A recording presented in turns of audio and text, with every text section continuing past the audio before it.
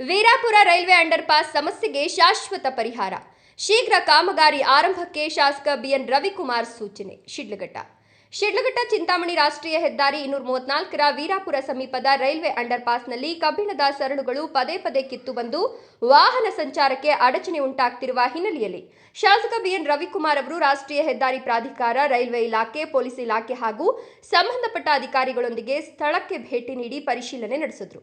ಅಂಡರ್ಪಾಸ್ನಲ್ಲಿ ಮಳೆ ನೀರು ಹರಿದು ಹೋಗುವ ಉದ್ದೇಶದಿಂದ ಅಳವಡಿಸಿರುವ ಕಬ್ಬಿಣದ ಸರಳುಗಳು ವೆಲ್ಡಿಂಗ್ ಕಿತ್ತು ಬಂದ ಪರಿಣಾಮ ಸರಳು ಮೇಲ್ಮುಖವಾಗಿ ಎದ್ದು ನಿಂತು ವಾಹನ ಸಂಚಾರಕ್ಕೆ ಅಪಾಯಕಾರಿಯಾಗಿ ಪರಿಣಮಿಸಿತು. ಕಳೆದ 5-6 ತಿಂಗಳ ಅವಧಿಯಲ್ಲಿ ಇದೇ ಸಮಸ್ಯೆ 4 ಬಾರಿ ಮರುಕಳಿಸಿದ್ದು, ಪ್ರತಿ ಬಾರಿ ತಾತ್ಕಾಲಿಕವಾಗಿ ವೆಲ್ಡಿಂಗ್ ಮೂಲಕ ದುರಸ್ತಿ ಮಾಡಲಾಗಿದ್ರೂ ಶಾಶ್ವತ ಪರಿಹಾರ ಕಂಡು ಬಂದಿರಲಿಲ್ಲ. ಇದರಿಂದ ಹಲವು ಸಣ್ಣ ಪುಟ್ಟ ಅಪಘಾತಗಳು ಸಂಭವಿಸಿ ವಾಹನ ಸವಾರರು ಆತಂಕದಲ್ಲಿದ್ದರು. ಈ ಸಮಸ್ಯೆಯಿಂದ ಬೇಸತ್ತ ವೀರಾಪುರ ಹಾಗೂ ತಲದುಮ್ಮನಹಳ್ಳಿ ಗ್ರಾಮಸ್ಥರು ಹಲವು ಬಾರಿ ರೈಲ್ವೆ ಇಲಾಖೆ ಮತ್ತು ರಾಷ್ಟ್ರೀಯ ಹೆದ್ದಾರಿ ಪ್ರಾಧಿಕಾರದ ಅಧಿಕಾರಿಗಳ ಗಮನಕ್ಕೆ ತಂದರೂ ಯಾವುದೇ ಶಾಶ್ವತ ಕ್ರಮ ಕೈಗೊಳ್ಳದ ಹಿನ್ನೆಲೆಯಲ್ಲಿ ತೀವ್ರ ಅಸಮಾಧಾನ ವ್ಯಕ್ತಪಡಿಸಿದರು. ಸಮಸ್ಯೆಗೆ ಶಾಶ್ವತ ಪರಿಹಾರ ಕಲ್ಪಿಸದಿದ್ದರೆ ರಸ್ತೆ ತಡೆ ನಡೆಸುವುದಾಗಿ ಗ್ರಾಮಸ್ಥರು ಎಚ್ಚರಿಕೆ ನೀಡಿದರು. ಗ್ರಾಮಸ್ಥರ ಮನವಿಗೆ ಸ್ಪಂದಿಸಿದ ಶಾಸಕ ಬಿಎನ್ ರವಿಕುಮಾರ್ ಅವರು ಅಧಿಕಾರಿಗಳನ್ನು ಸ್ಥಳಕ್ಕೆ ಕರೆಸಿ ಸಮಸ್ಯೆಯನ್ನು ಸಮಗ್ರವಾಗಿ ಪರಿಶೀಲಿಸಿದರು.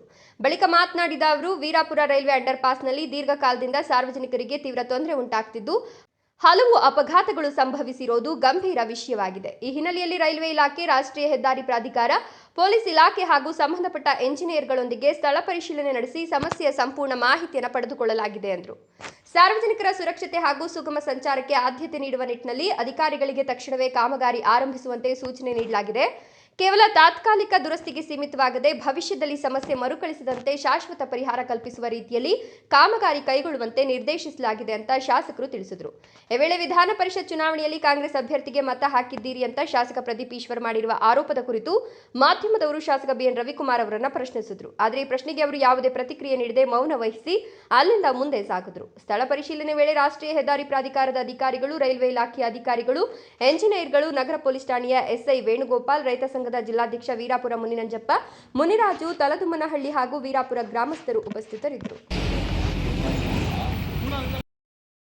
ನಮ್ಮ ರೈಲ್ವೆ ಅಂಡರ್ ಪಾಸ್ ಕೆಳಗಡೆ ನಮ್ಮ ವೀರಾಪುರ ಗ್ರಾಮದ ಹತ್ರ ಭಾಳಷ್ಟು ತೊಂದರೆ ಆಗಿದ್ದು, ಇಲ್ಲಿ ಸುಮಾರು ಅಪಘಾತಗಳು ಆಗ್ತಂಥದ್ದನ್ನ ಇವತ್ತು ನಾವು ಗಮನಕ್ಕೆ ಬಂದ ಮೇಲೆ ಕೂಡಲೇ ನಾವು ರೈಲ್ವೆ ಇಲಾಖೆ ಅಧಿಕಾರಿಗಳು ಮತ್ತು ನ್ಯಾಷನಲ್ ಹೈವೇ ಅಧಿಕಾರಿಗಳನ್ನ ಕರೆಸಿ ಮತ್ತು ನಮ್ಮ ಪೊಲೀಸು ಇಲಾಖೆಯವರು ಏನಿಲ್ಲಿರ್ತಕ್ಕಂಥ ಸಮಸ್ಯೆ ಸುಮಾರು ವರ್ಷಗಳಿಂದ ಇರ್ತಕ್ಕಂಥ ಸಮಸ್ಯೆಯನ್ನು ಇವತ್ತು ಎಲ್ಲ ಇಂಜಿನಿಯರ್ಗಳು ಬಂದು ಆ ಸಮಸ್ಯೆಯನ್ನು ನೋಡಿ ಇದು ಕಾಮಗಾರಿ ಕೂಡಲೇ ಪ್ರಾರಂಭ ಮಾಡಬೇಕಂತೇಳಿ ಈಗಾಗಲೇ ಅವರೆಲ್ಲರಿಗೂ ನಾವು ಸೂಚನೆಯನ್ನು ಕೊಟ್ಟಿದ್ದೀರಿ. ಇವತ್ತು ನಮ್ಮ ರೈಲ್ವೆ ಇಲಾಖೆ ಅಧಿಕಾರಿಗಳು ಮತ್ತು ನ್ಯಾಷನಲ್ ಹೈವೇ ಅಧಿಕಾರಿಗಳು ಕೂಡ ಇದ್ರ ಬಗ್ಗೆ ಸಂಪೂರ್ಣವಾಗಿ ಸ್ಥಳ ವೀಕ್ಷಣೆ ಮಾಡಿ ಮಾಹಿತಿಯನ್ನು ತಗೊಂಡಿದ್ದಾರೆ. ಆದಷ್ಟು ಬೇಗ ಕೂಡಲೇ ಈ ಒಂದು ಕಾಮಗಾರಿಯನ್ನು ಪ್ರಾರಂಭ ಮಾಡಲಿಕ್ಕೆ ಸೂಚನೆ ಕೊಟ್ಟಿದ್ದಾರೆ. ಏನಿವತ್ತು ಈ ಒಂದು ಸಮಸ್ಯೆ ಇಡೀ ನಮ್ಮ ಶಿಡ್ಲಘಟ್ಟ ಕ್ಷೇತ್ರದಲ್ಲಿ ನಾವು ಗಮನಿಸಿದಾಗ ನಮ್ಮ ದಿಬ್ಬೂರಹಳ್ಳಿ ಅಂಡರ್ಪಾಸ್ ಕೆಳಗಡೆ ಇದೇ ಥರ ಐತೆ ಮತ್ತು ಇದ್ಲೂರು ಅಂಡರ್ಪಾಸ್ ಕೆಳಗಡೆ ಇದೇ ಥರ ಇರೋದ್ರಿಂದ ಅವ್ರಿಗೆಲ್ಲ ಗಮನ ತಂದಿದೆ. ಆದಷ್ಟು ಬೇಗ ಇವಾಗ ಜನಕ್ಕಾಗ್ತಾ ಇರ್ತಕ್ಕಂಥ ತೊಂದರೆಯನ್ನು ಇವತ್ತು ಕಾಮಗಾರಿ ಕೂಡಲೇ ಕೈಗೆತ್ಕೊಂಡು ಜನಕ್ಕೆ ಅನುಕೂಲ ಆಗ್ತಕ್ಕಂಥ ಕೆಲಸ ಆಗಬೇಕಂತ ಇವತ್ತು ಎಲ್ಲ ಇಲ್ಲಿರ್ತಕ್ಕಂಥ ಈ ಭಾಗದ ಎಲ್ಲ ನಮ್ಮ ಸ್ನೇಹಿತರು ಹೇಳಿದ್ದಾರೆ. ಆದಷ್ಟು ಬೇಗ ಈ ಕೆಲಸ ಬಗೆಹರಿಸ್ತಕ್ಕಂಥ ಕೆಲಸ ನಾವು ಮಾಡ್ತೀವಿ. ಸರ್, ಶಾಶ್ವತವಾಗಿ ಆಗುವಂಥ ಪರಿಹಾರನ ಅದು ತಾತ್ಕಾಲಿಕವಾಗಿ?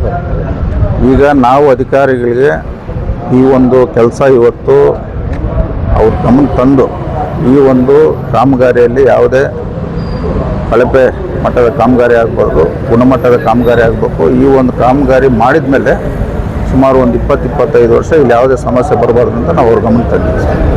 ಉತ್ತಮ ಗುಣಮಟ್ಟದ ಕಾಮಗಾರಿಯನ್ನು ಮಾಡಿಸ್ತಕ್ಕಂಥ ಕೆಲಸ ನಾನು ಮಾಡ್ತೀನಿ. ಚುನಾವಣೆಯಲ್ಲಿ ಸರ್ ಕಾಂಗ್ರೆಸ್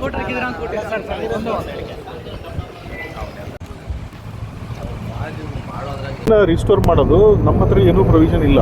ನಮಗೆ ರೋಡ್ ಪಾಟೋಲ್ಸು ಏನೋ ಇದ್ರದ್ದು ಅದ್ರ ಪ್ರೊವಿಷನ್ ಇದೆ ಮೇಂಟೆನೆನ್ಸಲ್ಲಿ.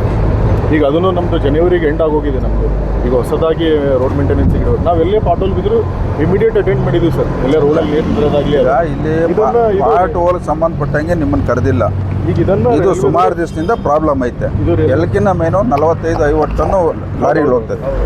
ಅದೆಲ್ಲ ವೆಯ್ಟ್ ತಡಿಬೇಕಾದ್ರೆ ನೀವು ಇದನ್ನ ವ್ಯವಸ್ಥಿತವಾಗಿ ಏನು ಪರ್ಮನೆಂಟ್ ಚೆಕ್ ಮಾಡೇ ಮಾಡಬೇಕು. ಈಗ ಪೈಪ್ ಹಾಕಿ ಕಾಂಕ್ರೀಟ್ ಹಾಕಿ ಕೊಡ್ತೀನಿ ಅಂತ ನಿನ್ನೆ ಇವ್ರದ್ದು ಎಡಿಯನ್ನ ಬಗಾಡೆ ಅಲ್ಲಿ ಎಲ್ಲಿ ಪೈಪ್ ಹಾಕಿ ಇದ್ರೊಳಗೆ ಪೈಪ್ ಹಾಕಿಬಿಟ್ಟು ದೊಡ್ಡ ಸಿಮೆಂಟ್ ಪೈಪ್ ಹಾಕಿ ಇದಕ್ಕೆ ಕಂಪ್ಲೀಟ್ ವೆಟ್ ಮಿಕ್ಸ್ ತುಂಬಿಟ್ಟು ಕಾಂಕ್ರೀಟ್ ಹಾಕಿ ಪರ್ಮನೆಂಟ್ ಅದನ್ನು ಅಲ್ಲಿ ಮ್ಯಾನ್ಯಲ್ ಚೇಂಬರ್ ಅಲ್ಲೊಂದು ಚೇಂಬರು ಆ ಪೈಪಿಗೆ ಕನೆಕ್ಷನ್ ಇರುತ್ತೆ ಸರ್. ನೀರು ಹೋಗುತ್ತೆ. ಅಲ್ಲ ನೀರು ಹೋಗೋದು ನೀರಲ್ಲಿ ಪೈಪಿಗೆ ಇಲ್ಲಿ ಕನೆಕ್ಷನ್ ಕೊಡ್ತಾರೆ. ಅಲ್ಲ ಸರ್, ಈಗ ಒಂದು ನೀವು ಕ್ಲಿಯರೆನ್ಸ್ ತಗೊಳ್ರಿ. Yes sir. ಕಂಪ್ಲೀಟ್ ರೋಡ್ ನೀರೆಲ್ಲ ಇಲ್ಲೇ ಬರ್ತದೆ. ಇಲ್ಲೇ ಬಂದು ಇಲ್ಲಿ ಈ ಪೈಪಲ್ಲಿ ಹೋಗ್ಬೇಕು ಸರ್. ಇಲ್ಲಿ ದಿನ್ಯಾಗ ನೀರೆಲ್ಲ ಬರ್ತವೆ.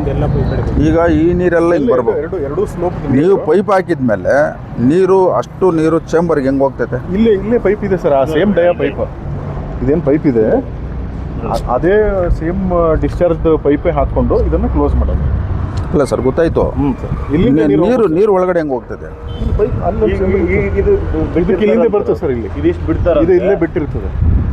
ಇಲ್ಲಿಂದ ಇದು ಕ್ಲೋಸ್ ಮಾಡಲ್ಲ ಸರ್. ಇದು ಪೈಪ್ ಹಾಕಲ್ಲ. ಇಲ್ಲಿ ಈ ಕಡೆ ಬಂದಿರೋ ನೀರು ಈ ಪೈಪಲ್ಲಿ ಹೋಗ್ತದೆ ಸರ್. ಈ ಕಡೆಯಿಂದ ಬರೋ ನೀರು ಈ ಪೈಪಿಗೆ ಬಿಡೋದು. 3 ದಿನದಾಗ ಅಲ್ಲಿ ಬಂದಿದ್ದಾಗ